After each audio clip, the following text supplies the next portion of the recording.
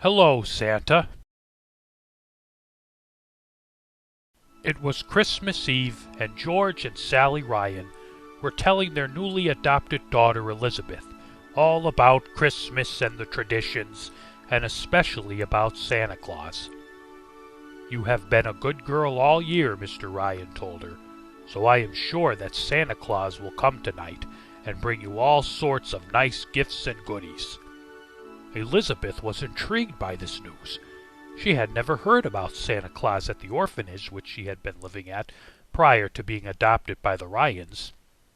"But how will Santa Claus get in the house tonight?" Elizabeth asked. "He will fly up on the rooftop in his sleigh and come down the chimney," Mrs. Ryan told her. "And tomorrow morning when you wake up, there will be all sorts of lovely presents beneath the Christmas tree, just for you," said Mr. Ryan.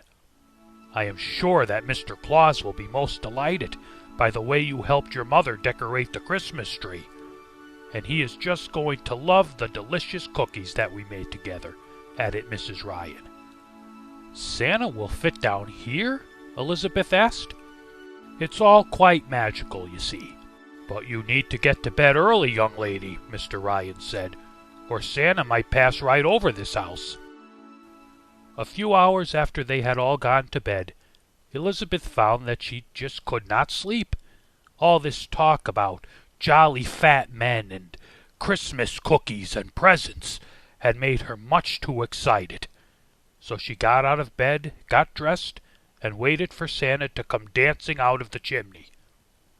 After a few minutes, Elizabeth heard footsteps in the snow outside, and could see someone coming towards the house. She then heard what sounded like someone struggling to fit a key into the doorknob. "I'll help you, Santa," Elizabeth said with delight as she opened the door for the mysterious stranger. Standing there was a man.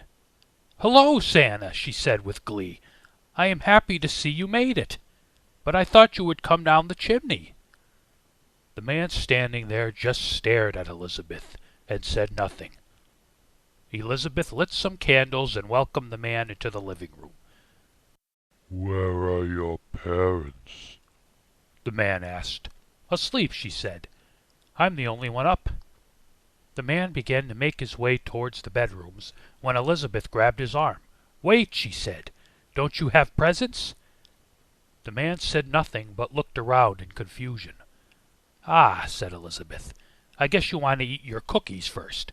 I made them with my mother just tonight. Please try them." The man slowly began eating the cookies and staring strangely at Elizabeth. Elizabeth just looked back, a big smile on her face and a sparkle in her eye. "Now the milk," she said. "You can't eat cookies without milk." The man drank down the glass of milk with 3 quick gulps and then turned towards Elizabeth. "Thank you," he said.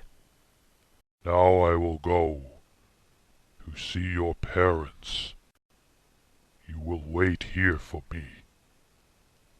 Then the man pulled out a long, sharp blade and crept slowly into the Ryans' bedroom. As Elizabeth waited for him to return, she heard strange sounds coming from the bedroom and could only imagine what the man could be doing in there. Some time later the man returned. "You will come with me," he said.